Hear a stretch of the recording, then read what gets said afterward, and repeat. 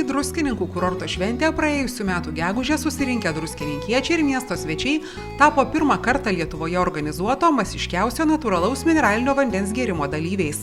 Vienu metu į viršų jie pakėlė daugiau nei 10 000 druskininkuose išgaunamo natūralaus mineralinio vandens rasa buteliukų ir pasiekė naują unikalų masiškiausio natūralaus mineralinio vandens gėrimo rekordą.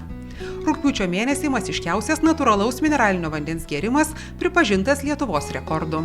Rekordo organizatorė, uždaroji akcinė bendrovė Druskininkų rasa, didžiuojasi esanti kurortinio miesto dalimi ir džiaugiasi kartu su Druskininkų savivaldybe organizavusi šią gražią ir sėkmingą akciją.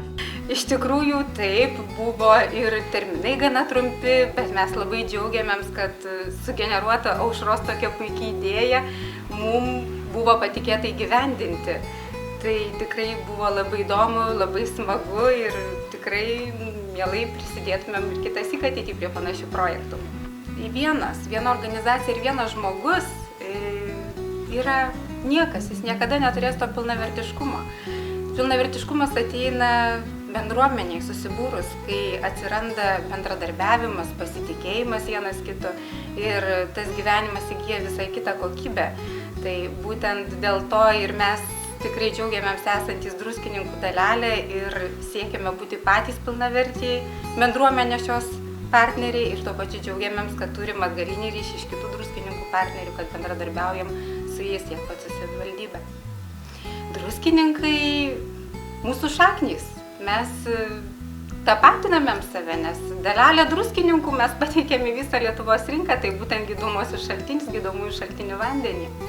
Tai yra tam tikras irgi mūsų identitetas. Kuo ypatingas yra Druskininkų rasos mineralinis vanduo? Jis jau vien tuo ypatingas, kad yra iš Druskininkų, nuo seno garsaus kurorto, kuris tikrai nuo senų laikų garsėja kaip gydomųjų savybių turintis vanduo. Niekas kitas tokio vandens neturi kaip Druskininkai.